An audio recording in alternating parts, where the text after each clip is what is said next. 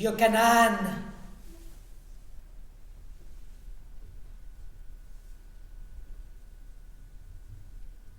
Yochanan,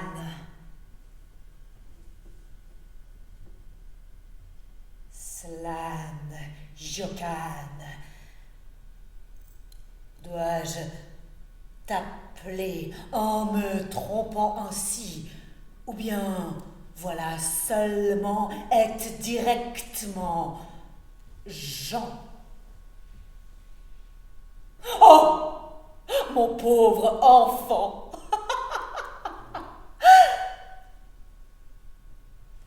Moi, en devenant la tragique Régine, même la tragique ruine, telle une dame déglinguée, puisque le désespoir me cingle.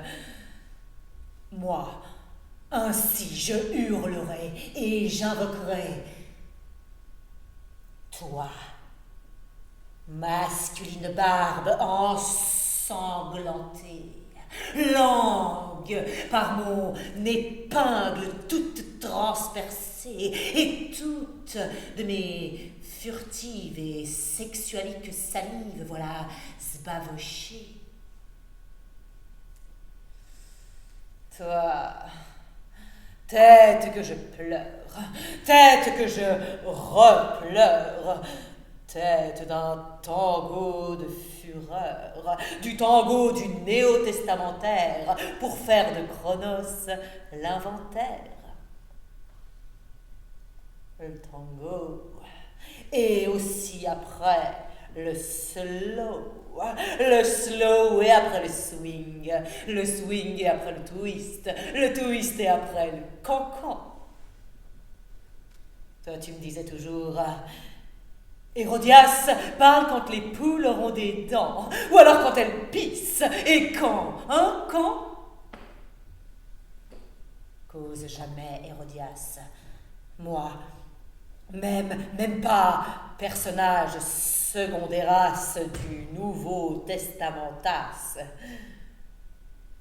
Que faire? Tu n'as qu'à te taire.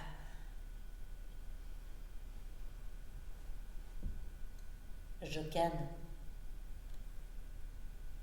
démerde-toi avec ton Dieu. Oh, prophète porteur de poisse, c'est lui qui a fait les poulasses de telle manière que, dans leur trou du derrière, elles font sortir avec la pisse et les matières une sorte de jaune barbotine, une bibine. Un peu comme celle qui est sortie de tes lèvres l'autre jour à Matine, quand une fois coupée sur le plateau d'argent. Oh, agissement, ta tête me fut portée là sur la table qui déjà était parée.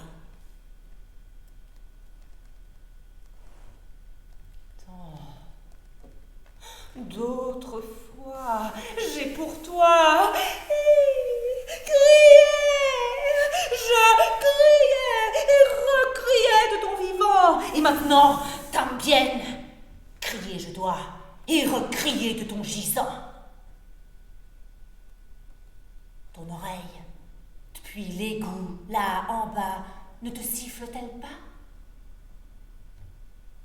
Je te parle, Jocan.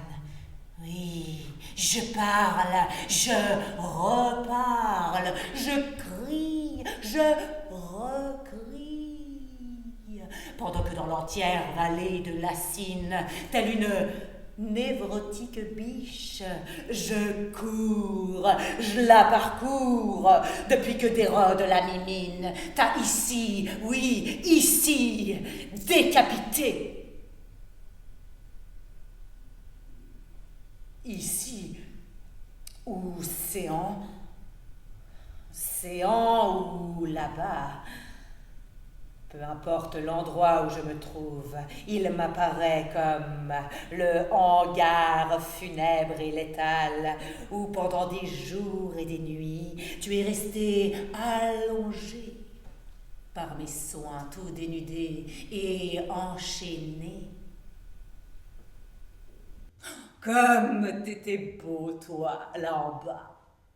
Et tellement beau, et même plus encore, tu l'étais ici, en haut. Oh, quel beau pan, avec sa roue de plumes prophétiques.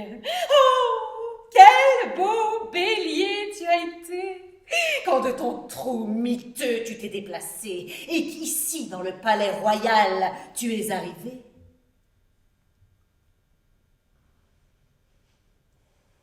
Le soleil mourait derrière la trépidante arête des monts du coucher.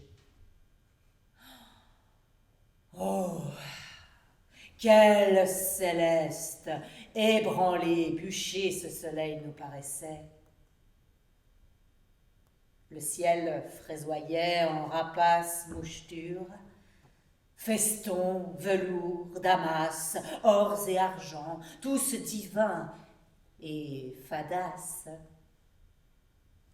Là, cette tache-ci en cette autre fusionnait, qui ensuite la forme prenait d'une sirène toute candide, tandis que l'autre se couchait et se cachait auprès de sa voisine, qui à son tour prenait la forme d'un dragon, il me semble, qui provenait de Chine.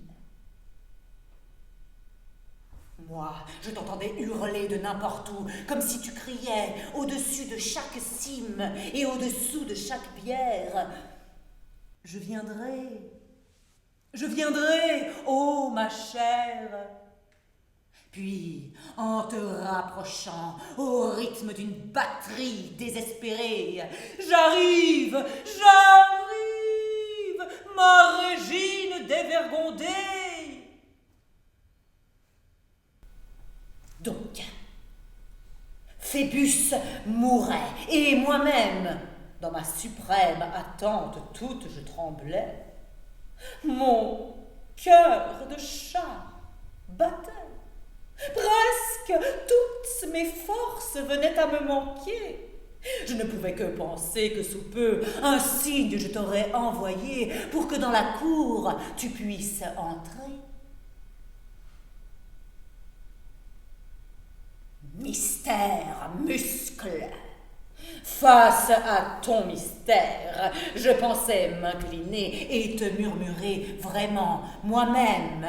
Je vous en prie, étranger, allez, je vous en prie.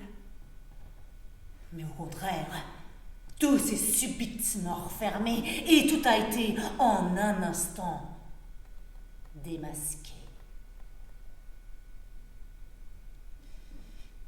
Sauras-tu me donner, ô toi, l'auteur, toi, je disais, qui par 2 fois, ou peut-être 3, dans tes mains m'a empoigné, serré, puis poétisé, sauras-tu me donner les verbes et les mots d'ici et d'à présent pour gerber superbement? D'autres que ceux que je connais sont ici nécessaires.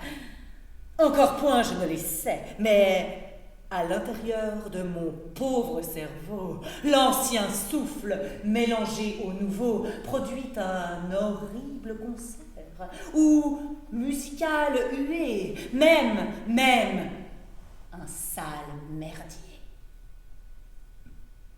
Je n'arrive plus, voilà, à tragédier. Ma langue dans ma bouche est à nouveau pâteuse, pas de mots nobles, sans dignité, Hérodiasas, auteur de merdasse, que de conneries mets-tu dans ma bouchasse? Pas étonnant que ma langue se refuse, elle se rebelle, puis se renverse en bas vers l'anal, comme si j'avais un traumatisme viscéralo-intestinal. Regardez, il se renverse, mon corporel centre, tout comme se renverse le planétaire ventre.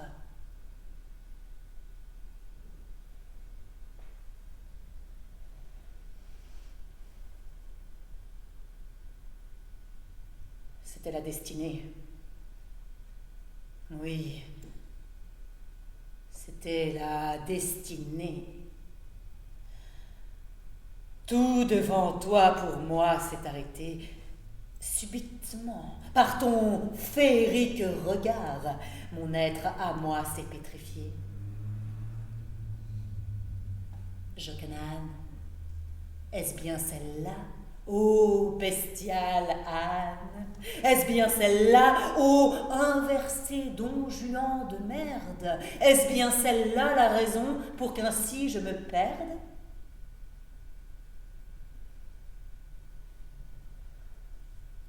Celui qui venait vers moi, eût-il été chasseur, eût-il été milicien, eût-il été, il me le dira plus tard, un pré-chrétien, un prédécesseur, voilà Jésus.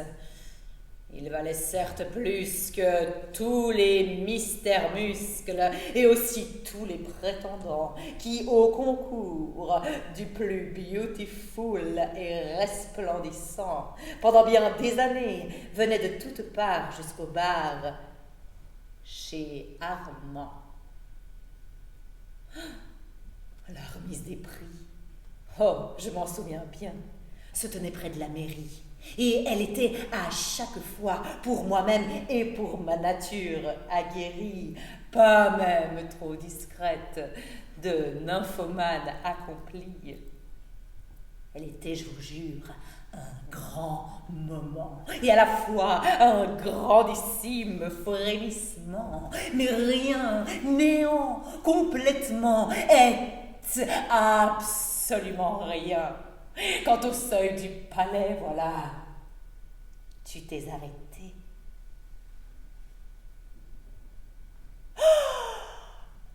Oh, quelle figure! Oh, quelle stature! Oh, quelle divine allure! Couvert seulement d'une peau de mouton, les cheveux qui tombaient en boucles et en frisons, en héros de série de l'écran ou bien télé, ils tombaient du crâne frisé sur ton cou de taureau stylé, zélé, bien gaulé là, tes cheveux tout tournicotés. Ils s'unissaient ensuite là, juste ici sur le côté, comme l'herbe à l'herbe, à ta barbe, toute inculte et acerbe.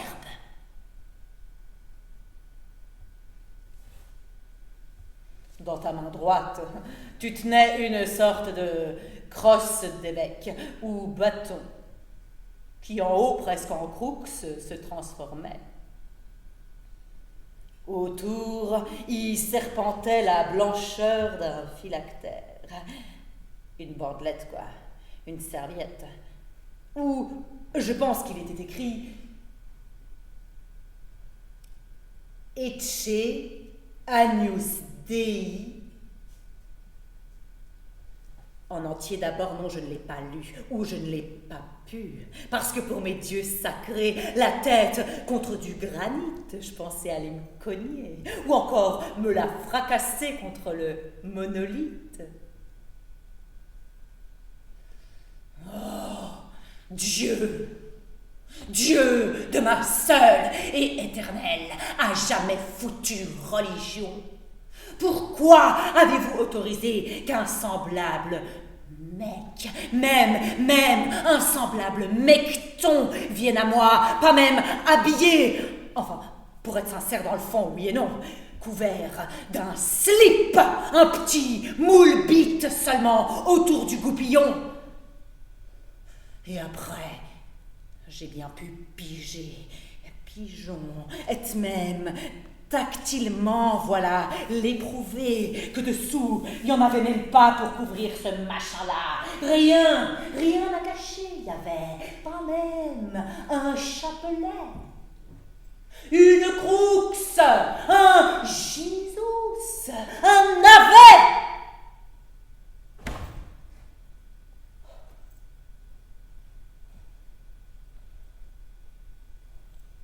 Je parle de toi, sale santon,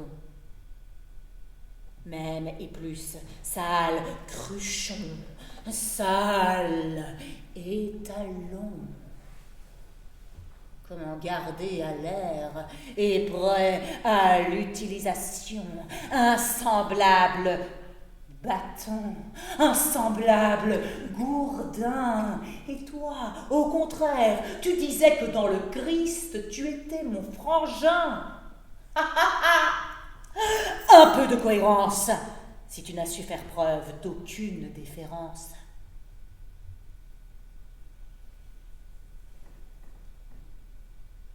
Jamais, personne, jamais, et encore moins un soi-disant prophète, messager d'un Dieu, ne se présente à une dame de cette façon-là. Surtout, sachant de quel genre de femme il était bien question. Moi,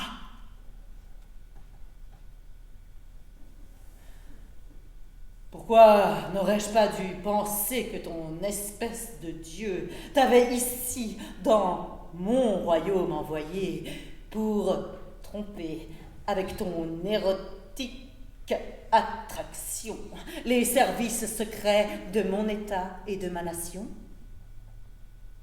Mais ni État, ni nation, ni empire, ton Dieu incarné non ne possédait point.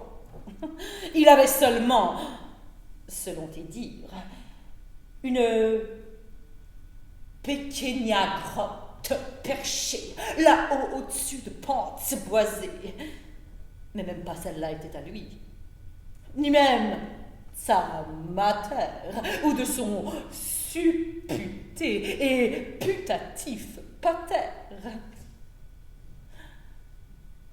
Que voulais-tu dire, pauvre termite, en affichant sur ton phylactère cette drôle d'écriture gothique et insolite? Agnus quitol. Quitolis quoi? Allez, dis-moi, hein? Tolis quoi? Chien! Chien? Non. Agneau. Agnus Dei quitolis peccata mundi miserere nobis. Agneau de Dieu qui enlève les péchés du monde, prends pitié de nous.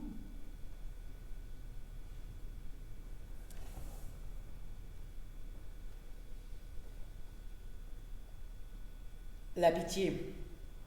Tu connais pas ça, toi, hein? La pitié. Un petit service, juste pour moi. Si on t'avait nommé par ton vrai nom, parce que tu étais et ce que tu es, c'est-à-dire une queue, une grande, belle queue, peut-être qu'un truc, une sorte d'onction, même pour ma rédemption si tu veux, on aurait pu bidouiller. Mais rien, aucune pitié, pas même une seule petite éjaculation. Ah! Onction sacrée!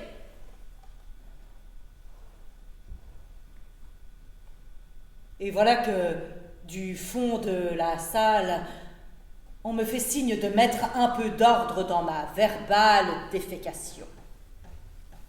Hérodias, allons, retiens donc un peu tes blasphémations.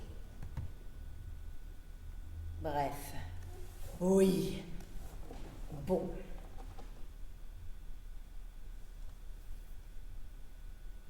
Ton Dieu à toi, Dieu ne fut pas, non, jamais.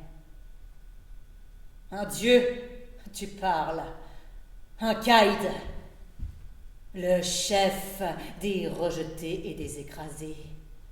Un Dieu des morts enterrés, un Dieu de tous les dépossédés, un Dieu de tous ceux qui sont sans aucun blason, un Dieu des nés sous X, un Dieu des sans queue ni même roustons, un Dieu en somme de toute la création des aveugles, des baisés et des mutilés. Aurais-je pu croire à une telle divinité sur tes dires seulement? Aurais-je dû devenir servante, et même novice, et même nonne de ton fameux Jésus? Pour qui m'avais-tu prise et pour qui me prenais-tu? Et maintenant, réponds. Quand l'aurais-je donc vu, ou même seulement entreaperçu cette connerie de ton Jésus? Réponds à présent, tête tombée pour pourrir dans ce panier.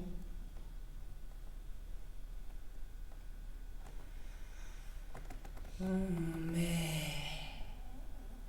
au moins ton odeur, même ta puanteur, pour autant que furtive je m'approchais quand tu étais en bas, dans les précipices et interstices de la galère d'Hérode. Ta saveur, j'entends, d'animal sauvage et malfaisant, et à la fois aussi attendrissant que la chair de lait d'un enfant. Parce que c'était ça. Oui, parce que c'était ça, l'odeur qui remontait de ton nombril ou ombilique. Ce parfum, voilà, ce parfum-là fusionnait avec la sérénité.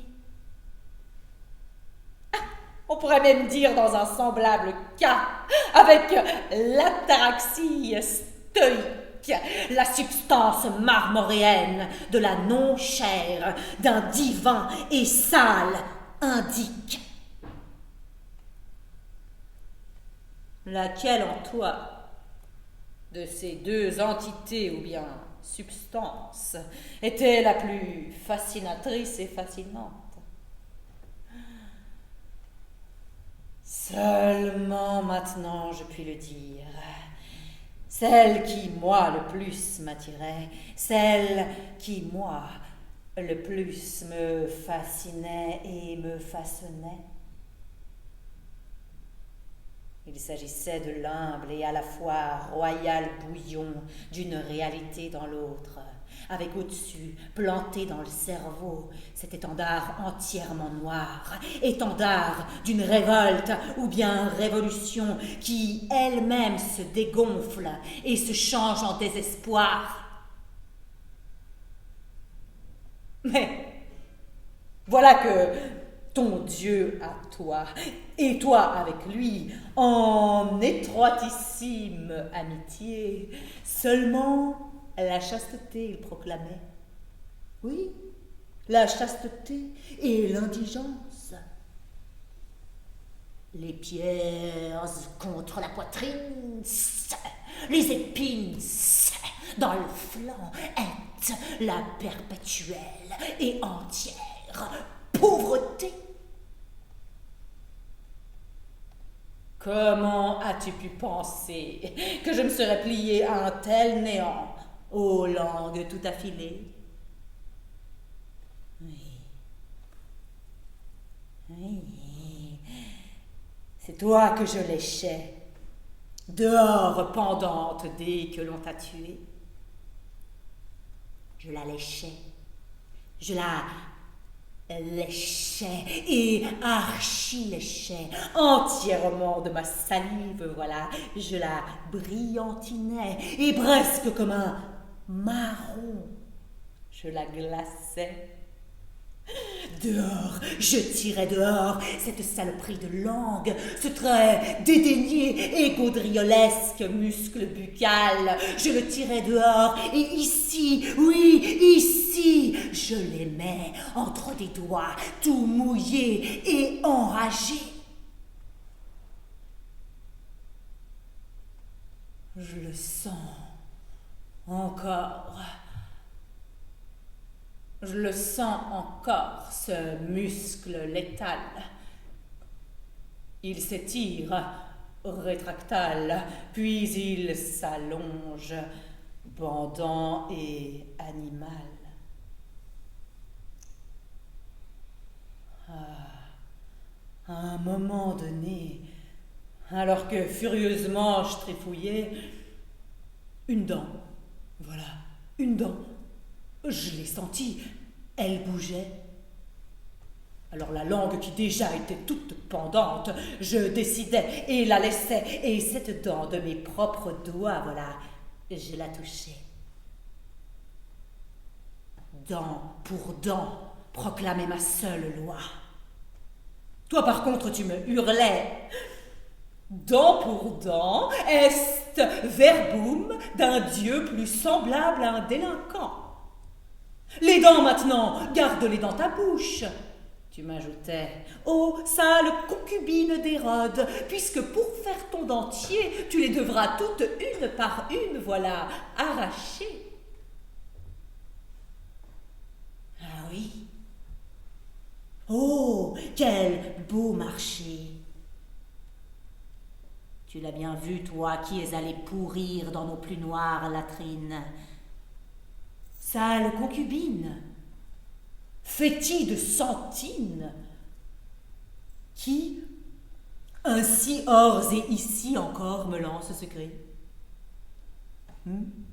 Qui me hurle dessus encore? Qui à présent est ici, au beau milieu du théâtre? Et qui, dans le silence nocturnal encore, m'appelle, voulant flétrir en attitude coupable, est infernale, ma volonté de rester l'Hérodias que je suis, c'est-à-dire ici, sur ce catafalque, la salope et la putain du grand tétrarque.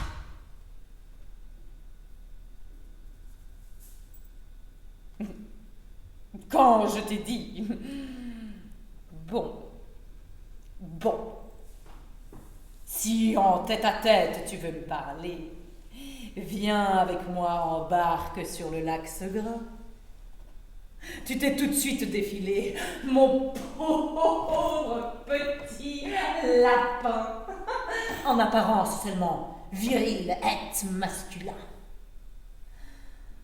Tu avais la frousse de ma fantasmatique viandasse, qui d'amour, et d'amour seulement, est toute racolée et racoleuse, est racolasse. Si tu m'avais dit « J'accepte, princesse » ou « Princessasse, j'arrive »,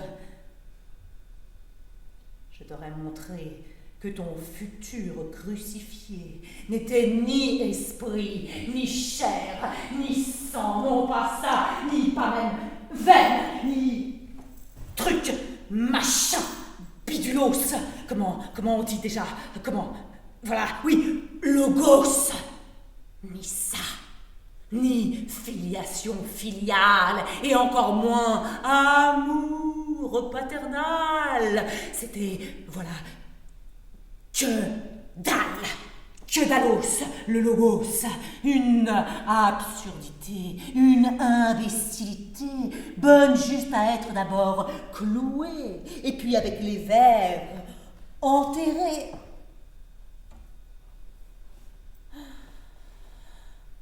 À force de baiser et rebaiser, je t'aurais montré que ta sale trinité n'était que fumée. Si tu avais accepté un lacustre rendez-vous, je t'aurais emmené sur ma plus intime et parfaite, voilà, barquette. Et de cette rive flotta, nous aurions, voilà, gagné les rivages de ma douce région préférée. Nous aurions là, voilà, les rames remontées sur ce lacustre bras, puis sur tel cric, ou bien tel autre, nous aurions débarqué. Tout aurait été disposé de la façon, voilà, la plus perfectionnée, et dans les plus sombres petits bois, épiés et protégés à la fois par les gardes privés du roi, nous aurions trouvé en plein air notre couche d'herbe et non de fer. Et si me culbuter tu ne pouvais, je t'aurais, moi, baisé. Oui, là, voilà, maintenant, je te le dis. Je t'aurais, moi, baisé sur cet humide terreau avec lui, mon très royal Clito. Mais toi, oh, tu tremblais à mon désir, si unique et terrestre. Ma tête, je m'en souviens bien. À ton énième refus, d'un coup je baissais là, vers ton petit génie. Oh, tu ne bandais jamais, mais vraiment jamais, ni le jour ni la nuit. Tu tremblais, tu hurlais, tu retremblais, tu re-hurlais. Les doigts sur le machin là pour m'éviter, tu te pressais. Tu ressemblais, pour tout dire clair et net, à un garçonnet de nos pauvres centres d'animation, qui le jour ou bien la nuit, enfermé dans les chiottes, devenait champion de la branlette ou bien masturbation et se branlait presque jusqu'à expiration.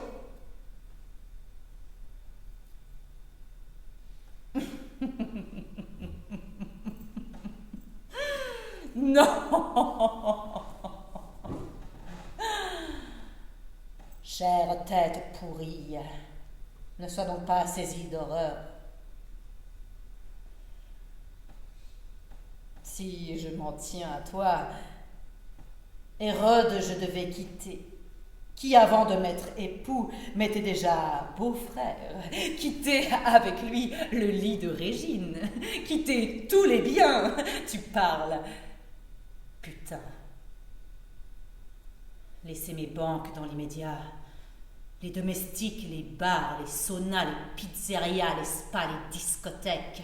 Je devais laisser ceci et tout le reste qu'ici je ne veux énumérer pour ne pas devoir m'échauffer et ne pas, les nerfs, me bousiller. Je devais tout quitter juste pour ne pas être une concubine et de ton pain me transformer en mystique farine.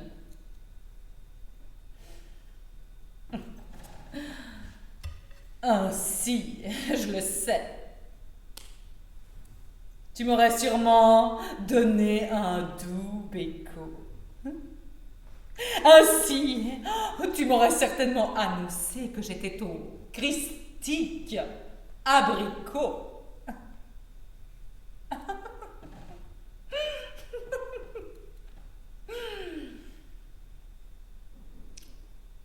Presque en criant pour autre chose d'ailleurs. Tu m'avais imploré que je m'occupasse au moins de sauver Salomé. Sauver de qui? De quoi? T'as qu'à essayer, je te répondais. T'as qu'à essayer. Oh, le petit futé. Tu t'apercevras dans quel bourbier, parlant de Salomé, tu t'es flanqué. Ici, l'auteur sélecte ma tragique lamentation en mon idiolecte, et il me demande non seulement non de ne pas chanter, mais voilà, de noircer. Noir. Il fait si noir ici.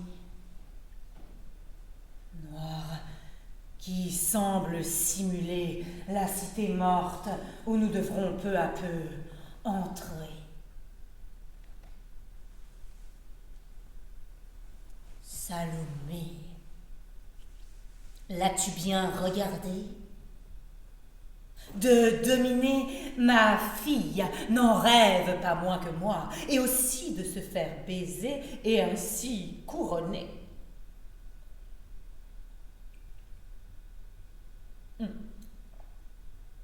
Toi, quand même un jour tu me l'as nommé, Même tu me l'as, pour ainsi dire, recommandée. Et elle, que selon toi, j'aurais dû sauver moi, s'est faite l'instrument sournois avec lequel plier le refus de mon grand associé et te faire, voilà, tu lui.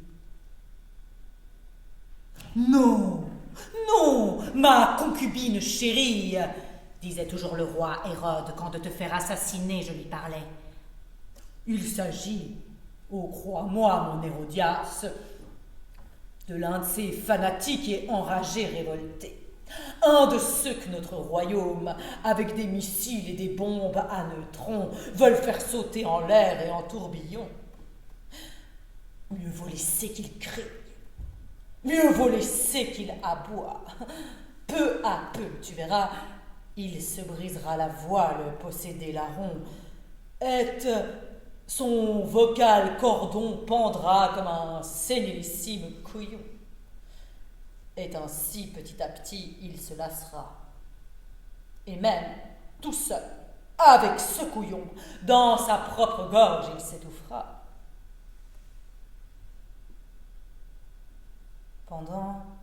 Pourtant que Hérode ainsi parlait, moi de biais, vraiment comme une voleuse, je l'espionnais.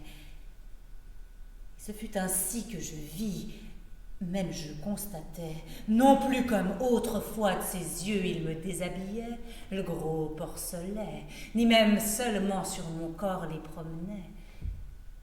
Mais tu sais sur qui? Hein, mon coquin? Sur qui?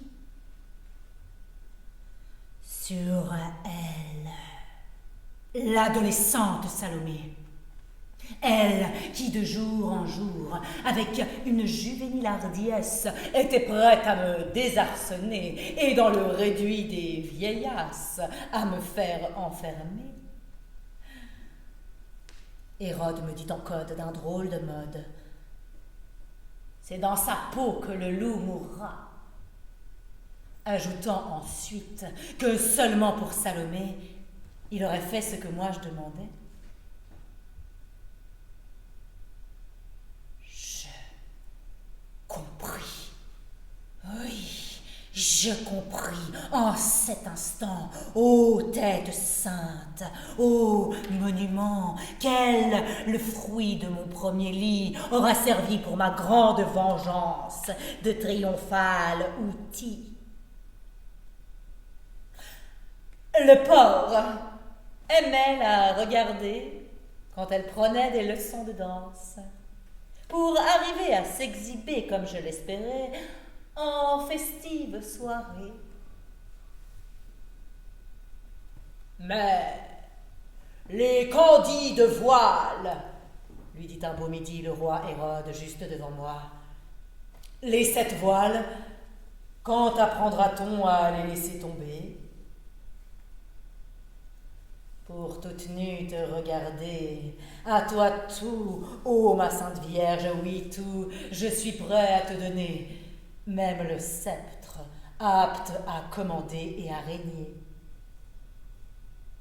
Ce faisant, la vermine me regarda, et en même temps que moi, et toujours en cet instant, il regarda la lubrique pupille de l'enfant. Non, ce n'était point à lui, ni encore moins à elle, qu'en ce très tragique moment ou bien instant, moi je pensais. C'était à la façon, et aussi à la manière avec laquelle moi, Hérodias, toi et toi seulement, j'aurais baisé, et avec toi baisé j'aurais, et enculé, lui, ton Dieu à toi incarné. Ainsi, j'aurais pu tout avaler, puisque cela tu me l'avais toi, oui toi, nié et renié. Face à ce triple jeu de regards, je n'eus plus d'égard. Tout scrupule, j'abandonnais, non seulement de mère, mais de dame. Et cette même nuit, sur la pointe des pieds, sans même les pantoufles, la bougie dans une main, dans l'autre, mon pot de chambre à vider, au cas où une dame de la cour m'aurait, voilà, remarqué. Ma chambre, j'ai doucement quitté. J'hésitais, là, dans le couloir, presque à moi-même, me paraissant m'aider. Puis dans sa chambre à elle, doucement, voilà, doucement, je me glissais. Stabat Salomé, toute dépoilée, dans son lit de fille pas encore mariée. Elle était bellissime, oui, et dans sa torpeur trépidante, comme une très ferme jument, pourtant entièrement palpitante. Folle! Lui dis-je subitement, en approchant la bougie du pubis, qu'on voyait affleurer comme promontoire au maïs, dessous le blanchissime déshabillé. Folle que tu es! Et tu refuses ainsi l'or, les diamants, le sceptre, la couronne, et puis la baise aussi. Ne m'as-tu pas dessus crié l'autre soir en me disant « Oh, si tu savais, ô cochonne de mater, comme je te hais, toi qui ne sais ni t'écarter ni t'effacer pour la place libérée et qu'avec Hérode je puisse convoler. M'écarter. Regarde, oh, ma progéniture aimée. Lasse d'être aux côtés de cette vermine, je te le cède tout entier. Oui, lasse, lasse et archi-lasse. Mais avant que de moi-même je ne me crève la paillasse, je veux avoir là, sur un plateau en face de moi, sa tête à lui. Le roi. À lui le roi? Mais qui déjà? Elle me demanda. Je l'appelle roi, juste pour moi, moi qui t'ai généré. Il me refusa, tu le sais. D'emblée, j'ajoutais 1, 2, 3 fois, 5, 6 et 7, 12, 27. À me refuser, il persiste, instant après instant. Voilà, oui, vraiment, sa tête à moi, qu'on me l'apporte ici, comme de vie de roupette, ici, à mes pieds, vraiment. Tu danseras. La bougie à la main, je poursuivis déjà. Et de ton corps, qui pour la majeure partie, tu le sais bien, m'appartient aussi. Les voiles, au sol, en stripe, tu tomberas. Mais pour ce faire, le don qu'avant tout autre à Hérode tu demanderas, c'est elle. C'est cette salope de tête. C'est cette tête sainte. Tu l'auras? Elle me répondit, le regard impérieux fixé. Comme il est dit que je m'appelle Salomé. D'un autre côté, dis-moi, ô toi en vérité, si cela je ne faisais, comment je deviendrais si renommée pour le présent et la postérité? Ensuite, alors, je lui commandais en lui balançant dans les yeux ma bougie. Dans son propre lit, celui d'Hérode, je dis, tout de suite tu te jetteras, et toutes les beautés et les lubricités qui par la tête vont te passer et dont tu as peut-être déjà rêvé, avec lui, oui, tu les feras. Et quand tu en seras là, voilà, là, à faire comme qui dirait la chose, c'est-à-dire jouir la toute première fois, oui, je te l'impose, au lieu de criailler, comme une géline, ou un chaton, ou bien de japper comme une chienne. Tu hurleras, tu beugleras du prophète le nom, et avec lui celui de son Christ à venir, de telle façon que tous dans la vallée, le soir fut-il noir et profond, aboyer t'entendront. Et tous, et toutes, mâles et femelles, jeunes et vieux croutons, pris par le délire, feront retentir ce juron. À mort le Baptiste, à mort le Baptiste, et à mort avec lui le Christ.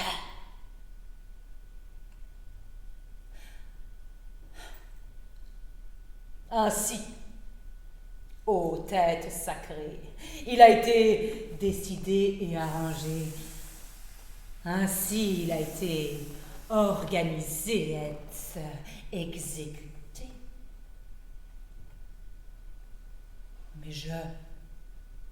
Mais moi, quel procédé pourra maintenant de moi-même me défaire, à moi-même me soustraire?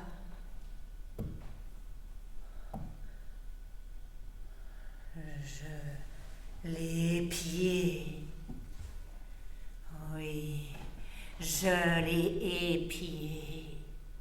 Cucu, prophète de mon cul. Du trou de la serrure, comme du trou d'un quelconque orifice humain, ou bien issu, ou bien et mieux encore, cul, et aussi anus, même si avec un diabolicus regain de dégoût je l'ai épié, toute de flamme et de vengeance dévorée, d'épier je n'aurais plus cessé. Mais à présent que la flamme est consumée, aïe, lasse et putride lassitude, germe d'horrible et totale crevitude. À présent, oui, à présent, c'est elle, ta tête à toi, qui jamais, voilà, non, jamais, pas même pour un fugace instant, non, ne me laisse en paix. Depuis l'aube, au coucher de Phébus, depuis le coucher de Phébus, jusqu'à son prochain lever rosâtre, j'arpente, jument en chaleur et prise de vapeur, les pentes les plus escarpées. Je me retrouve en un instant au bord de l'abîme, pour enfin tout de suite, voilà, m'y précipiter. Oh, de cette vie-là, Jochanan, à moi, qu'en faire? Pourquoi, voilà, pourquoi, à la limite fatale de l'abîme, ou bien abysse, dessus presque, voilà, je me pisse. Et la tentation de pauvre suicidé baisse et rebaisse jusqu'à ce que ta tête, elle, voilà, oui, elle, aïe, je suis lasse, face à moi ne jaillisse, ou en chair et en os, au-dessus de l'abîme ne surgisse, comme si elle voulait m'obliger en suspens sur moi-même, à me retenir, et encore une fois, à me laisser sauver. Je te regarde, salope de tête, sainte tête, tête détachée de sa bête. Je te regarde, même, je te touche, toi, et même, toi, tu me touches, voilà, je crois. Oh, autour de moi, d'un coup tout se suspend, jusqu'à ce que toi, oui, toujours toi, ouvrant en grand la bouche, ou bien bouchasse, tu me hurlasses. La salope, c'est elle, aux grandes vachasses. Elle, mais qui elle? L'action suicidaire. Tu me réponds. Et quoi? Je te demande. Quoi? Alors, je me déplace, fatiguée et très essoufflée, mais encore à m'arracher de cet autre lieu. C'est toujours ton même et propre feu.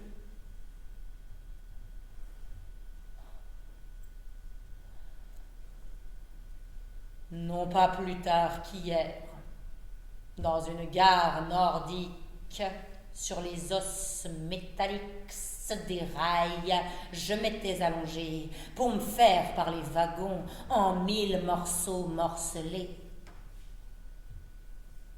Quand tout à coup, près de moi, je sens un truc, tellement proche même, qu'il m'a semblé qu'on me touchait. C'est un truc, je me dis, que déjà je connais. Oui, oui, la bouche est la tienne, c'est elle, oui, tendre comme un baiser, c'est ma chouchoute, et même mon chou qui vient à mes côtés. Contre moi, elle se promène et puis, avec ses lèvres qui jamais m'embrasser n'ont voulu, elle me chuchote avec la voix d'un vendu. Oh, ma sœur!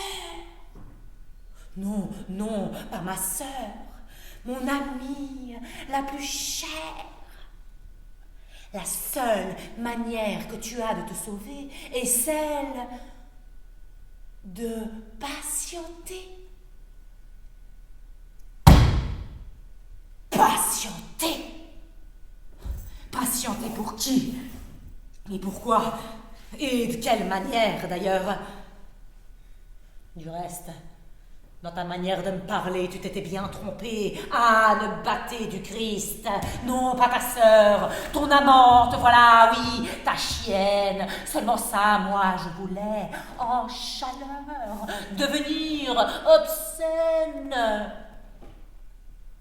Et maintenant, après que même là-bas, sur les nordiques voies ferrées, tu m'as ainsi cruelle arrêtée. Veux-tu savoir? Oh, vermine! Oh, viande déchiquetée! À quel résultat tu es arrivé?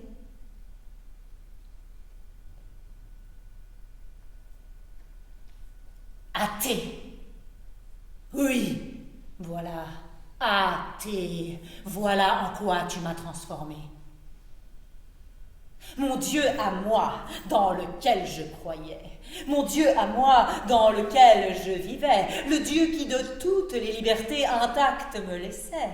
Même celle de devenir du frère de mon mari, l'épouse et concubine. Même la liberté de te tenter pour pouvoir t'embrasser, te lécher et te relécher, et même être poste avec toi, baiser, même de lui, même de mon indemne et très lointain Dieu. Tu m'as fait, toi, douter.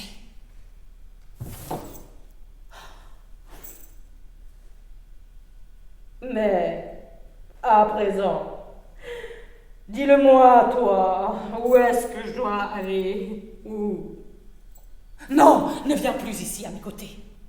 Sur ma bouche plus, non, ne me tente pas. C'est trop tard, c'est trop tard. Avec cette colle séduisante et sexualique, non, ne me tente pas. Laisse-moi crever. Et hors scène, finalement, comme un spectral fragment, laisse-moi aller. Mais moi, avec quel geste, quelle action je vais pouvoir achever, moi, ma lamentation? Réponds, ô tête sacrée, non plus à présent à l'intérieur du panier, mais ici, séant à présent est ainsi, sur les bords de ma parure drapée. Réponds-moi!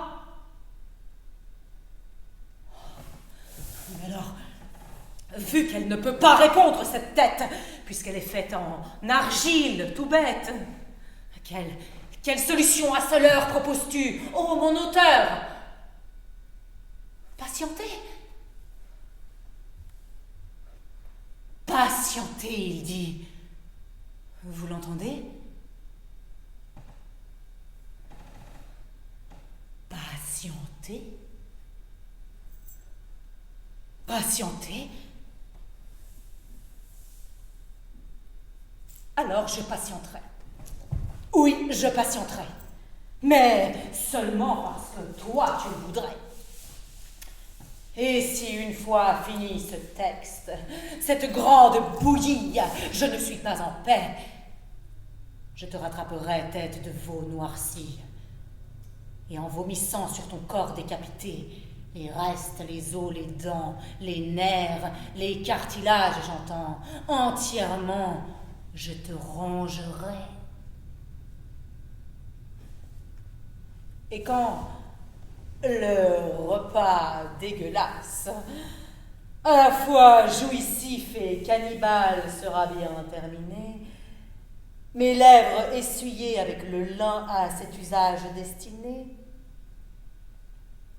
libre enfin, et libérée par moi-même, avec le coutelas du saucisson, toute seule je m'égorgerai, et la connerie de ton tragique mensonge incarné, au monde entier, je testamenterai.